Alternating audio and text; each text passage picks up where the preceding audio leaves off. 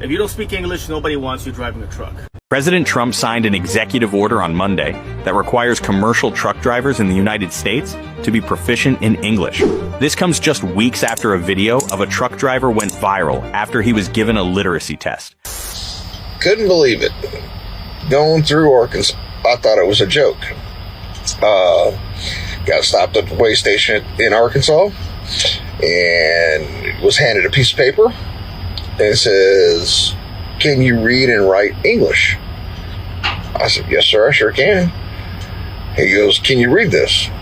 So I read it to myself, and I was like, okay, I started handing it back. He goes, no, read it out loud for me. So I read it out loud for him, and, it was short and sweet, no problem. He goes, "Now, can you write this for me on this paper?" And I did, and there was a whole bunch of people that had already written on it. And I was actually witnessing people in handcuffs that had been pulled in, and I was like, "What's going on?" He goes, "Oh, we've come across now that if you cannot read or write in English, that it's a $5,000 fine, and if you have a company in Arkansas that employs people that can't read or write in English, it's a $10,000 fine paid on the spot. If you cannot pay it, you're automatically arrested and lose your license." What a shocker. At the time of this video, there was no clear verification that officials in Arkansas were in fact conducting roadside English tests for truckers. A spokesperson for the Arkansas Highway Police, a division of the Arkansas Department of Transportation, stated via email on March 19th that the force was not administering tests.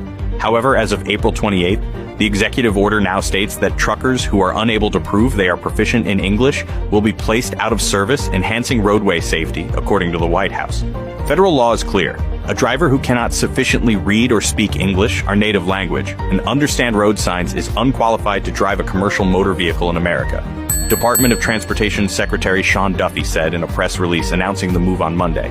Duffy and Trump's executive order both describe enforcing English language proficiency as common sense. This marks at least the second executive order focused on the English language that Trump has signed since his return to the Oval Office in January. In March, Trump signed a separate executive order declaring English as the official language of the U.S. What do you think of this executive order? Let us know in the comments. Did you hear about the new news? One about Trump saying that if you can't speak English or talk or write English, you don't belong here? Yeah, I read that. So Trump is requiring that truckers speak and read English. It says drivers will be placed out of service for language proficiency violations. Truck drivers now risk being placed out of service if they cannot read highway signs. How do you feel about that, Uncle Rob? I agree. Trust and believe, I run into them every day that can't speak English. Shippers, receivers, truck stops. How does it feel to work alongside people like that? They're technically your colleagues, right? Yes, technically they're my colleagues, and that, which I don't mind, but come on now. You're in a country that speaks English fluently. If you can't speak it, don't be here. I get it if you're talking to one of your homies or friends or something, yeah, speak your language, but this is America. Yeah, you're right. This is America. Speak it. They should be able to speak English 100%. Alan Gaines notes drivers need to speak English to communicate with others and even ask for directions. In an executive order, the president agrees with him, saying proficiency in English should be a non-negotiable safety requirement for professional drivers. They should be able to read and understand traffic signs, communicate with traffic safety, border patrol, agricultural checkpoints, and cargo weight limit station officers. Drivers need to provide feedback to their employers and customers and receive related directions in English. This is common sense. Rigo Diaz is CEO of Simplex Group, a national safety regulation consulting firm for trucking companies. This regulation has been in place for over 30 years. The state exams and the safety signage and road signages are in English, so I don't see why President Trump is doing this. Yo por lo menos me puedo comunicar y hablar y Trucker Hermes Duran said he is able to at least communicate and speak in English, but he realizes if his English is not good enough, an official could force him out of service, essentially out of a job if they don't understand him. If you don't speak English, nobody wants you driving a truck. That is the sentiment from a lot of truck drivers, and that's what the law says. It's not a new law. It's a law from the 1930s. It's just being enforced right now. But I'm Latino, I'm a firstborn American. This is what I think about that. And look, first of all, I gotta say that I do feel bad for all the people that invested so much, are not stealing from anybody. They're just going out there and working and providing for their family. I'm not happy that this is happening to them or anything like that. On the other hand, the law is the law, right? I mean, before you got into this, you knew that you couldn't be you couldn't be operating that way. You understood that you needed to speak English in order, it was part of the law. In order to operate and to do this job, you needed to do that. And I don't want to hear that, oh, I've been doing this job for 20 years, I don't speak English, and it's not a problem for me. It is a problem. You just don't care about it. But it is a problem from other people around. I have seen it firsthand many times. When I see somebody that doesn't speak English, I have no problem going and helping that person out. I'm not an asshole. I'm going to help you out. But you are making a problem for everyone else around you, all right? Because you can't understand the situation. You can't communicate properly. And look, man, it is what it is. If I go to Germany, I have to learn German, dude. And if you just got here and you're learning the language, it's totally fine. You know, we get it. It's totally okay. And look, I was born here and I still have an accent because I'm from Miami. It doesn't matter if you have an accent. An accent. It doesn't matter if you can't speak absolutely perfectly. Let's say, for example, like, hey, this is my load over here, and you say, hey, this is my load over here. Everybody gets it. It's totally fine. That's not what we're saying. We're talking about the people that just have no idea, the people that have been living here for 5, 10, 20 fucking years, and you still don't speak the language? No, I'm sorry, but there's a word in Spanish for that, and that is descarado. And that's pretty much, you're shameless. You just don't care. You didn't put the effort to learn a new language. And for those people, I do not feel sorry for, man. It's kind of like those people that drive drunk. Like, they say, oh, no, it's fine, I drive just fine. Dude, you know you're not supposed to do that. You know you can get in trouble, and you know that you might affect other people. You might do it perfectly, but you might affect other people, right? And then they get caught, and then they want to play victim when they get caught. And they're like, dude, I told you for years that you couldn't be doing this, and you did it anyways. And now look what happened. Now you can't play the victim now. Again, I don't want anything bad to happen to these people. I wish that they can go ahead and then learn so that they can go ahead and keep working, because they're not stealing from anybody. They're just fucking working. I totally get it. But you knew the rules. You did it anyways. You didn't put the effort in it, and then this is what you get, man. And that's what I think about it. I mean, I'm totally for it. I've seen how it negatively affects everyone around you, and that's just the language part. Let's not even talk about the culture part, which is a huge part of this issue as well, that is not being talked about enough, in my opinion. To every truck driver across the country in the United States of America, it's official. Starting June 2025, every truck driver that has a CDL in the United States of America must be able to speak the English language, write the English language, and read the English language, starting in June. Now, a lot of people will ask the question, how does a semi-truck driver not know how to speak or read the English language? How do they drive? Well, here's the thing, right? In our country, there's so many schools that will cater to every language out there. It makes it easier for you to get your CDL, right? Now, what happens is in June, once you get pulled over and you're not able to communicate with the law officials, they will put you out of service. And the next step is you will have to contact the company you work for, and they would have to send somebody out to pick up the truck that also obviously has to speak and read and understand the English language. Now, you still have time to learn, right? It's going to be a little bit difficult because obviously a lot of people thought it's just something in the news, but it's the law now. You must be able to read and write and understand the English language. 20% of accidents that happen in our country with semi-truck drivers is the signs. They cannot read or comprehend the signs. And you ask yourself, what do you mean? How do they go back and forth? Well, there's something called the GPS. It tells them to turn left, they're going to turn left. If it tells them to turn right, they're going to turn right. What about when they get to shippers? How do they go? Well, it's really difficult, right? They'll show them the bill of sale, BOL, delivery, and they back and forth until they get it, right? Some distribution centers get irritated by some drivers that do not comprehend, communicate with each other, right? So this will change the whole outlook of the trucking industry. Some must say it's good, some say it's bad, but there's a lot of different kind of demographic of people in our country, in the United States of America, that drive summer trucks. So yeah, so you still got time to comprehend and understand it. God bless every truck driver. Get safe for all my truckers out there, man. If you're not running food, fuel and energy, or electrical equipment to keep this power line going, bro, get out of those contracts. They're gonna get shut down. Get out. A lot of people be asking me, does it gonna get fixed? Is it gonna get better? I have no fucking clue what is gonna happen, because day by day it's getting worse and worse. I have no clue. I haven't seen trucking industry like this in the past 10 years. Trucking has completely went flat bottom, man. I can honestly tell you these past 3 weeks, it's getting bad. Someone said if you really want to know what's going on, listen to the truckers. So I searched and I found hundreds and hundreds of those videos. 75% of truckers voted for Donald Trump. I don't want to say you're entering your fuck around and find out phase, but it's like that's exactly what's happening. You are getting exactly what you voted for. You guys are getting laid off. You're not having jobs to fulfill because the shipment yard is empty. Companies are canceling their shipments because of Donald Trump's tariffs. Blanket tariffs. Something he said his whole entire election cycle that he was going to do. Something that we screamed from the mountaintops was a horrendous idea.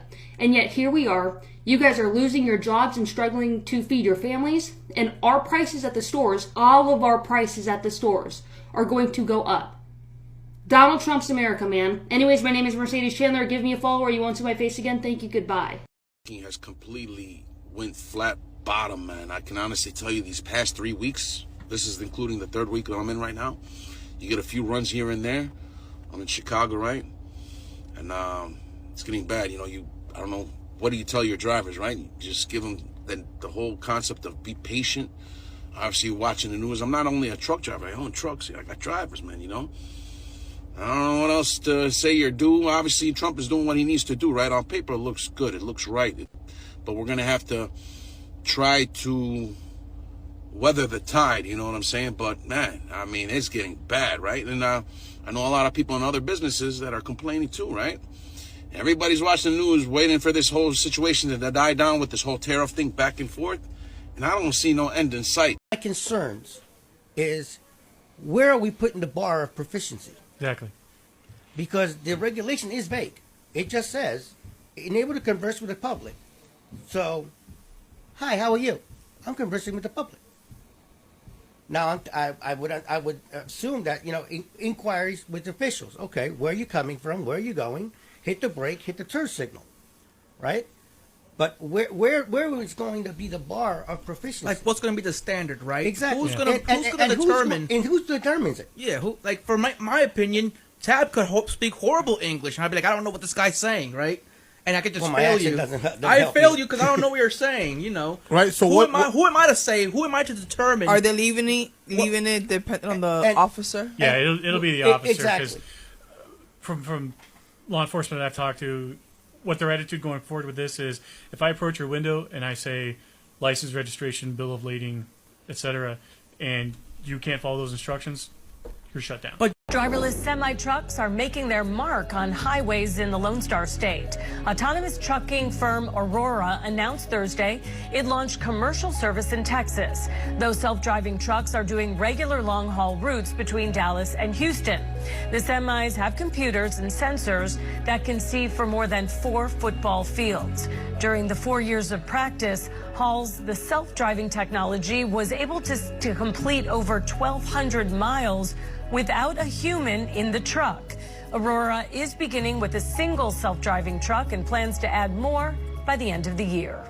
First of all, you got to think about all the other things going on. How about all the displaced veterans because Elon Musk ran amok all over our fucking government? Do you think a lot of them looked at trucking? Yeah, they sure did. We'll try to touch on that a bit later. But all these displaced truckers now that don't have work coming out of the ports are going to have to go find work elsewhere, and they'll probably look for towards trucking in some other capacity, maybe not having to do anything with the ports. And the point of all of that is it's going to cause a ripple effect through the entire trucking industry. Sorry, my GPS was talking and distracted me, but through the entire trucking industry. And trucking works on very, very simple supply and demand. They look at how much capacity is in the area where they're trying to move freight. Capacity referring to an empty truck ready to take a load. I'm not sure that's how I wanted to say that, but that's the way it came out. And it's filthy out here here, my friends. Anyways, and they compare that to the freight volume in that area, and that's how they come up with the rates. Very, very straightforward, simple supply and demand type of thing. And when you start flooding the market with more and more drivers going to a certain area because they ain't got no work at the ports anymore, that causes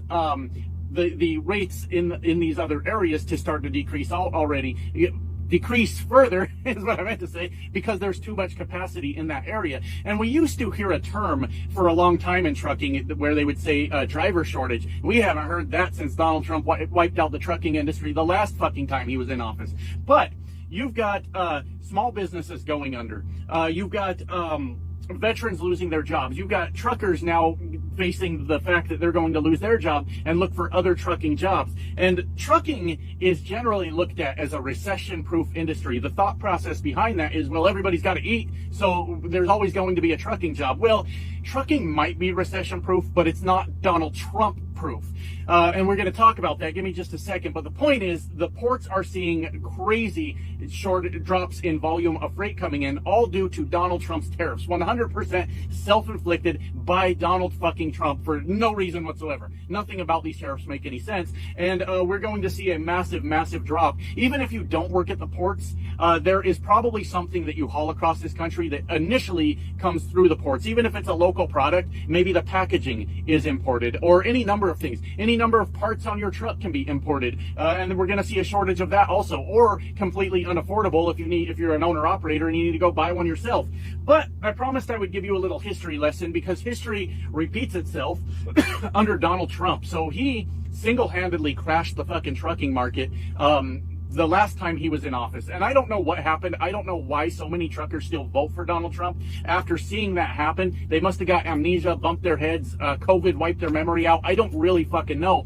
Because Donald Trump single-handedly crashed trucking the last time he was in office. And a lot of people actually went fucking bankrupt over it. And let me explain how it happened. First, Donald Trump denied COVID existed. You remember that?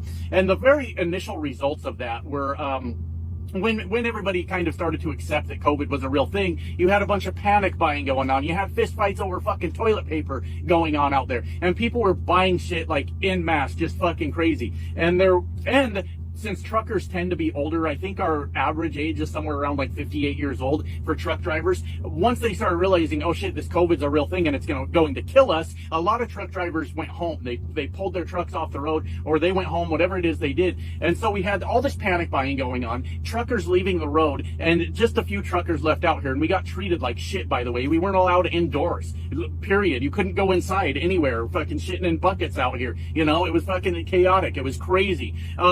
Anyways, this caused a massive spike in the amount of money we're making. Don't worry, I'm getting to the good part where we all go bankrupt. You know, the part we're all waiting for. But this caused this huge spike in the amount of money that we were making. And I'm not shitting you guys. Right now, truckers across the country are reporting a really disturbing trend. The hours are being cut, like I said, the loads are disappearing, and the freight rates are dropping. And it's not just rumors. Major ports like in Seattle and Los Angeles are seeing a noticeable slowdown.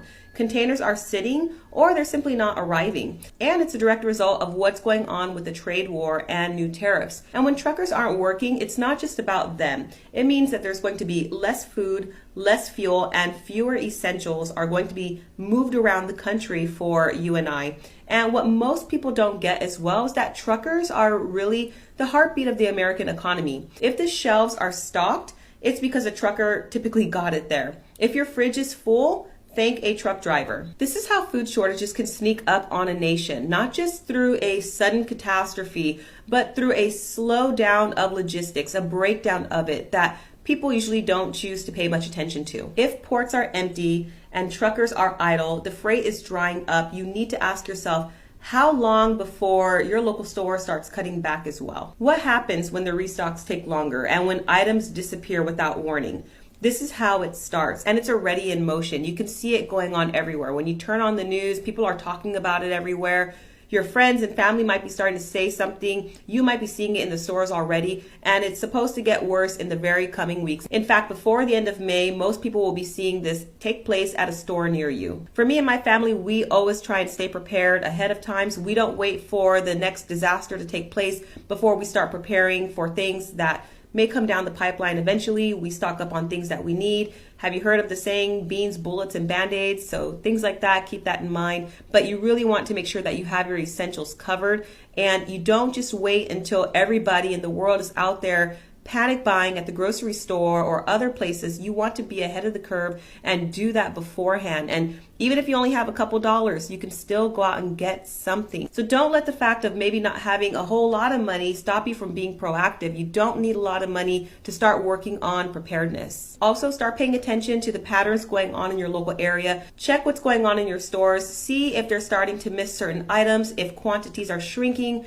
if the delivery schedules are changing, and if you see a downgrade in the quality as well. So pay attention. Truckers are not just giving this warning for no reason. And again, it's not just about freight, it's about the fragility of our system that we all rely on. So remember, now's the time to be smart, get prepared, and stay under the radar when you do. Have more of the gray man approach and don't just be caught hoarding all these items at the very last minute. I hope this video has been helpful to you. Make sure you subscribe if you're not already, and I hope to catch you in the next one. Take care. In a move steering debate across the nation, President Donald Trump signed an executive order on April 28, 2025, mandating that all commercial truck drivers in the U.S. demonstrate English proficiency. This policy aims to enhance road safety by ensuring drivers can read traffic signs, communicate with officials, and complete necessary documentation. Simultaneously, Texas has become a testing ground for autonomous trucking technology. Companies like Aurora Innovation have launched driverless semi-trucks operating between Dallas and Houston, with plans to expand to El Paso and Phoenix by the end of the year. This juxtaposition, requiring human drivers to pass language tests while allowing machines to operate without human oversight, raises questions about policy consistency and the future of the trucking industry. Again, the contrasting developments of enforcing English proficiency for human drivers while embracing driverless technology highlight the complexities and contradictions in current transportation policies. If you found this video informative, please like, share, and subscribe to stay updated on the evolving landscape of the trucking industry and transportation regulations. Just a quick note, full credit goes to the original creators of these videos. Stay informed, stay engaged, and we'll see you in the next video.